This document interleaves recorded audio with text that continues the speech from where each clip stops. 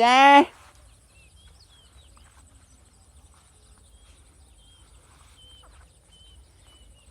tôm không qua nó tôm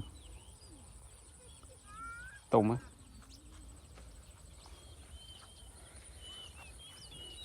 នេះយើងដើមពើទឹកបងប្អូនពើទឹកដំណាំពើទឹកវាល្អត្រង់ថានៅពេលដែលយើងដាំតាមមាត់ស្រះបឹងបួរឬក៏ទីកន្លែងដែលយើងការពារនេះវាជួយការពារត្រង់ថាសត្វដូចជាគោដូចជាក្របីនៅពេលដែលវាដើរមកក្បែរមកប៉ះវាមុតបន្លាគឺវាអត់ហ៊ានចូលកន្លែងយើងទេវាអញ្ចឹងល្អអញ្ចឹងអូអានោះកូននេះគេនោះ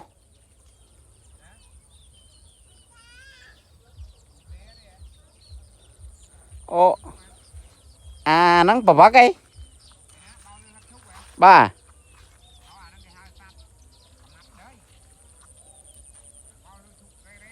បាទអូយបងប្អូនអើយណែសំបីអានេះហៀអាកូននេះហៀណាបងអាឈុកអស់នេះវាហៀមកដោះហ៎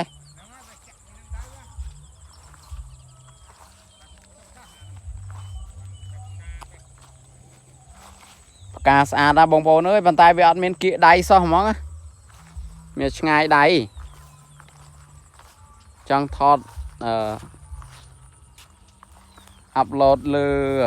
YouTube ឲ្យបងប្អូនមើលវាឆ្ងាយពីដៃពេកបាទថតពីចម្ងាយបងប្អូនណាអូនេះគៀកអាចចូលគៀកបាន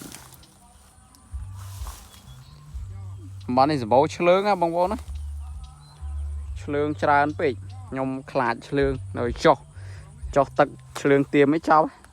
រត់បែកទឹកសពងថ្ងៃដែរបងប្អូនអើយម៉ោង5 កន្លះហើយថ្ងៃរៀបលិចហើយយើងរៀបចំទៅកន្លែងវិញហើយថ្ងៃស្អែកនេះយើងនឹងវិលត្រឡប់ទៅកាន់កន្លែងការងារយើងវិញបងប្អូនយើងជួបគ្នាបានមួយរយៈពេលខ្លីមួយថ្ងៃពីរថ្ងៃក្នុងរដូវកាលបុណ្យទាននេះក្រៅពីនោះគឺយើងបំពេញកិច្ចការងាររស់ស៊ីធ្វើការតទៀតទេណាអញ្ចឹងខ្ញុំព្យាយាមធ្វើវីដេអូជូនបងប្អូនទស្សនាកម្សាន្តផ្សេងតាមជនបទតាមទីក្រុង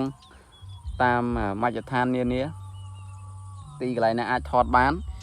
គឺថតជូនបងប្អូនហើយព្យាយាមអាប់ឡូតជូនបងប្អូនធ្វើទៅថានៅស្រុកស្រែវាពិបាកក្នុងការបង្ហោះវីដេអូប៉ុន្តែនៅតែព្យាយាមបងប្អូនអញ្ចឹងបងប្អូនបានទស្សនាវីដេអូកុំភ្លេចចុច like ក៏ដូចជាចុច subscribe លើ channel YouTube របស់ខ្ញុំមួយដើម្បីជួបគ្នានៅវីដេអូក្រោយហើយក៏អរគុណដែរណាបងប្អូនតាមដានទស្សនាវីដេអូខ្ញុំកន្លងមកឥឡូវនេះរៀងរសៀលហើយបងប្អូនចាប់ដើមចេញត្រឡប់ទៅវិញហើយថតរូប2 3 ស្លឹកផុសក្នុង YouTube ឲ្យបងប្អូនមើលនេះផ្កាស្អាតបងប្អូនដោយសារតែថ្ងៃស្អែកនេះយើងត្រូវវិលត្រឡប់ទៅទីតាំងរបស់យើងវិញដូច្នេះយើងមានពេល